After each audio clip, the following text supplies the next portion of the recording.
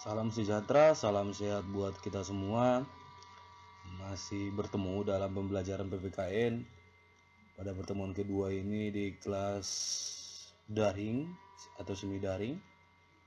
Mudah-mudahan melalui materi pelajaran ini Bapak mengharapkan siswa-siswi kami dapat memahami materi dari pelajaran kita hari ini atau pada pertemuan ini.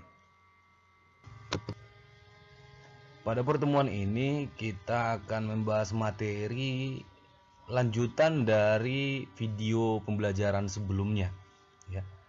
Kalau video pembelajaran sebelumnya kita masih tetap membahas bagian A, yaitu menelaah ancaman terhadap integrasi nasional.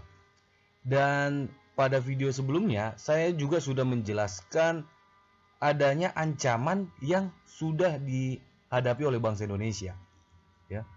Ada itu ancaman dalam bidang ideologi, dalam bidang politik, terus yang ketiga dalam bidang ekonomi. Ini lanjutan daripada bidang ekonomi, ya. Yaitu kita lihat di sini ancaman yang dihadapi oleh bangsa Indonesia dalam bidang ekonomi, yaitu sektor-sektor ekonomi rakyat yang diberikan subsidi semakin berkurang, koperasi semakin sulit berkembang, dan penyerapan tenaga kerja dengan pola padat karya semakin ditinggalkan sehingga angka pengangguran dan kemiskinan sulit dikendalikan. Apalagi di tengah-tengah pandemi COVID-19 sekarang ini, ya, tentunya ekonomi ya di negara kita ini bisa dikatakan sudah lumpuh, ya. Tentunya pemerintah harus mengambil jalan keluar supaya ekonomi di negara kita ini tetap stabil, ya, supaya angka pengangguran dan kemiskinan ya dapat diminimalisir, ya. Terus yang terakhir yaitu memperburuk prospek pertumbuhan ekonomi jangka panjang. Ya, kalau dalam bidang ekonomi mungkin tentunya ini sudah menjadi sebuah ancaman dalam bidang ekonomi, ya. Nah, sekarang ini setelah kita melihat bidang ekonomi, sekarang ini kita lihat yang keempat, yaitu ancaman yang akan dihadapi oleh bangsa Indonesia dalam bidang sosial budaya. Kita lihat pertama sekali dari dalam negeri. Apa saja ancaman yang akan kita hadapi dalam bidang sosial budaya?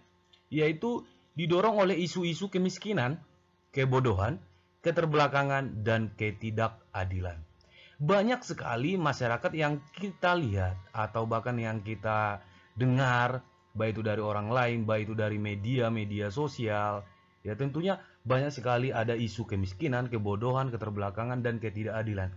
Ini tentunya sudah menjadi ancaman bagi negara kita, ya. Nah, ini ancaman yang akan dihadapi dari dalam negeri dalam bidang sosial budaya. Terus yang selanjutnya yaitu dari luar negeri. Apa saja ancaman yang akan kita hadapi dalam bidang sosial budaya? Yaitu yang pertama, gaya hidup konsumtif, ya. Nah, kebanyakan orang Eropa atau orang Barat memiliki gaya hidup yang konsumtif, ya. Artinya serba ada, instan, ya, seperti mie instan, ya, itu mungkin produk-produk dari luar negeri, ya, atau penemuannya itu ditemukan oleh orang-orang luar negeri, ya. Tentunya ini sudah menjadi ancaman bagi kebudayaan bangsa Indonesia, ya. Nah, karena kita tidak mengenal yang namanya hidup yang instan atau gaya hidup yang konsumtif. Ya, segala sesuatunya itu harus kita kerjakan. Ya, contohnya untuk menanam padi, pastinya kita harus menanam terlebih dahulu, ya kan? Tidak langsung hanya cukup membeli beras atau yang instan-instan. Terus yang kedua, ancaman yang akan kita dapatkan dari luar negeri yaitu sifat hedonisme, ya. Perlu kamu ketahui, hedonisme ini memiliki arti suatu ajaran atau pandangan bahwa kesenangan atau kenikmatan merupakan tujuan hidup dan tindakan manusia, ya. Artinya kesenangan dan kenikmatan itu dianggap semata-mata itulah tujuan daripada hidup itu, ya. Nah, tentunya ini sudah menjadi ancaman kalau kita menganggap bahwasanya kesenangan atau kenikmatan itulah tujuan hidup kita. Ini menjadi ancaman tentunya. Terus yang ketiga yaitu individualisme, ya. Sudah bisa kita lihat bagaimana sifat daripada manusia sekarang ini di lingkungan sekitar kita atau bahkan kalian sendiri yang sudah memiliki sifat yang bersifat individual, ya, atau sendiri, perseorangan, ya. Nah, padahal kebudayaan daripada bangsa Indonesia itu kita memiliki budaya gotong royong, budaya kerjasama. Kalau sudah dikatakan kerjasama, gotong royong, berarti bersama-sama melakukan suatu tugas. Ya, artinya masih ada di sini interaksi dengan sesama. Bukan bersifat yang individual, ya. Sekarang ini sudah banyak anak-anak atau sudah banyak orang yang ada di lingkungan kita sudah bersifat individual, apalagi di zaman teknologi yang sekarang ini. Termasuklah itu dengan adanya penggunaan gadget atau handphone, ya, dimana seseorang bisa tertawa sendiri, bisa menangis, sementara tidak ada orang di sampingnya, ya, artinya tidak ada temannya berinteraksi, namun bisa tertawa, bisa berbicara dan lain sebagainya. Ini merupakan ancaman, ya, tanpa kamu sadari. Nah, kalau kamu melalui pelajaran ini sudah berpikir, oh iya ya, dengan adanya handphone, dengan kemajuan teknologi sekarang ini, sifat daripada manusia itu sudah bersifat individual. Terus yang keempat, munculnya gejala westernisasi. Ya, westernisasi ini adalah pola hidup yang meniru kebarat-baratan.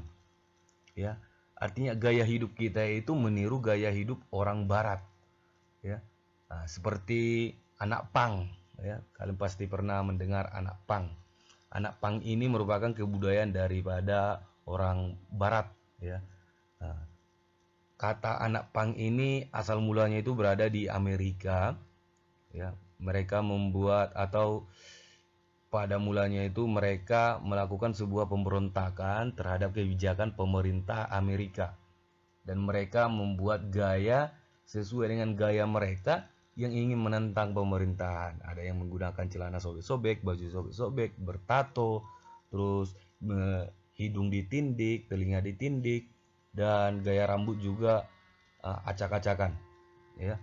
Ini merupakan gejala westernisasi, ya. Anak pang ini bukan hanya ada di Amerika sekarang ini, melainkan di Indonesia juga sudah banyak anak-anak yang meniru gaya yang kebarat-baratan. Terus yang kelima, semakin memudarnya semangat gotong royong, solidaritas, kepedulian, dan kesetia kawanan sosial. Ya, ini akibat daripada kemajuan teknologi itu, kemajuan iptek, ya, yang menyebabkan nilai kebudayaan kita itu lama kelamaan semakin pudar, termasuklah itu semangat gotong royong, rasa kepedulian, kesetia kawanan. Ya, ini akibat daripada ancaman dari luar negeri. Terus yang keenam, ya, semakin lunturnya nilai-nilai keagamaan dalam kehidupan bermasyarakat. Ya, semakin modernnya seseorang, tentunya semakin luntur juga nilai-nilai keagamaannya atau nilai-nilai kepercayaannya kepada Tuhan. Ya, kenapa? Ya, saya contohkan dengan seorang ilmuwan, contohnya penemu handphone, ya, penemu handphone. Tentunya dia berpikir sekarang ini bahwasanya segala sesuatunya itu bisa diciptakan oleh manusia, ya. Apalagi di Jepang sekarang ini paling gencar-gencarnya membuat robot yang menyerupai manusia, ya. Di Cina juga ada matahari buatan, ya. Nah, tentunya dari contoh tersebut ini menganggap seakan-akan Tuhan itu tidak ada, ya. Artinya perkembangan teknologi, kemajuan iptek, semakin pintarnya seseorang akan membuat nilai-nilai keagamannya semakin luntur, semakin tidak percaya kepada Tuhan. Nah, tentunya ini ancaman dalam bidang sosial budaya yang akan kita dapatkan dari dalam negeri maupun dari luar negeri. Terus yang terakhir, yang kelima, ancaman yang akan dihadapkan oleh bangsa Indonesia yaitu dalam bidang pertahanan dan keamanan, ya. Nah, ada ancaman militer. Pada kelas 10 kita sudah mempelajari mengenai ancaman militer dan ancaman non militer. Ya, kita lihat lagi di sini penjelasan daripada ancaman militer. dikatakan ancaman yang menggunakan kekuatan bersenjata dan terorganisasi yang dinilai mempunyai kemampuan membahayakan kedaulatan negara, keutuhan wilayah, dan keselamatan segenap bangsa. Ya. Nah, dan pada masa itu kita pernah mendapatkan ancaman militer, khususnya pada masa penjajahan, dan setelah masa penjajahan kita mengalami agresi militer yang pertama dan agresi militer yang kedua. Ya. Ini merupakan ancaman militer. Ya. Nah, terus selanjutnya, ancaman militer dapat berupa agresi, invasi, pelanggaran wilayah, pemberontakan bersenjata, sabotase, spionase, aksi teror bersenjata, ancaman keamanan laut dan udara atau perbatasan wilayah. Ya, ini akan menjadi ancaman bagi sebuah negara. Ya. Kita lihat di sini invasi atau agresi. Ya, merupakan bentuk agresi yang berskala paling besar dengan menggunakan kekuatan militer bersenjata yang dikerahkan untuk menyerang dan menduduki wilayah suatu negara. Ya, tentunya jikalau terjadi yang namanya invasi, agresi, ya, ini menandakan bahwasanya sebuah negara itu dalam kondisi berbahaya. Ya, karena ada sekelompok orang yang melakukan penyerangan, ya, penyerangan dengan menggunakan senjata. Ya, ini mungkin dapat dicontohkan dengan yang namanya OPM, ya, Organisasi Papua Merdeka yang berada di wilayah Papua. Ya, OPM ini mereka ini menggunakan senjata api, menggunakan bom. Ya, mereka ingin memisahkan diri dari negara Indonesia. Mereka melakukan yang namanya pemberontakan bersenjata. Ya, tentunya ini sudah menjadi ancaman bagi kedaulatan Negara Kesatuan Republik Indonesia. Terus ada lagi aksi teror bersenjata seperti baru-baru ini yang terjadi di gedung Mabes Polri, ya. Kalau kalian melihat media sosial, ya mungkin kalian mengetahui berita tersebut, di mana ada seorang perempuan yang melakukan pemberontakan, yang melakukan teror, ya, dengan menggunakan senjata api, ya, dengan melakukan penembakan terhadap anggota kepolisian. Dan target daripada serangan ini mungkin kepada Pak Kapolri. Ya, ini tentunya sangat membahayakan dan menjadi ancaman, ya, khususnya terhadap keamanan dari negara Indonesia. Aksi teror bersenjata merupakan bentuk kegiatan terorisme yang mengancam keselamatan bangsa dengan menebarkan rasa ketakutan yang mendalam serta menimbulkan korban tanpa mengenal rasa pri kemanusiaan. Ya, artinya dengan cara brutal, ya, tidak ada belas kasihan. Yang penting mereka melakukan pemberontakan, melakukan aksi teror dengan menggunakan senjata, bisa saja membabi buta. Terus gangguan keamanan di laut dan udara, yang merupakan bentuk ancaman militer yang mengganggu stabilitas keamanan wilayah nasional Indonesia, ya, seperti masuknya masuknya kapal-kapal asing ke negara Indonesia tanpa adanya izin dari Indonesia atau yang disebut pelanggaran wilayah. Tentunya ini menjadi ancaman bagi negara Indonesia. Kalau tentunya dibiarkan akan menjadi-jadi, ya kan? Terus bentuk-bentuk gangguan keamanan di laut dan udara meliputi pembajakan atau perompakan, penyelundupan senjata, amunisi dan bahan peledak atau bahan lain yang dapat membahayakan keselamatan bangsa. Ya. Terus penangkapan ikan atau pencurian ikan secara ilegal atau illegal fishing atau pencurian kekayaan laut termasuk pencemaran lingkungan juga merupakan bentuk gangguan keamanan di laut. Nah, itu dia yang menjadi ancaman dalam bidang keamanan. Sampai di sini materi pembelajaran kita atau materi lanjutan pada video pembelajaran yang sebelumnya. Ya. Dan di sini kamu akan saya berikan soal, yaitu coba kamu sebutkan dan jelaskan contoh ancaman yang telah dihadapi oleh bangsa Indonesia dari bidang sosial budaya dan bidang pertahanan dan keamanan.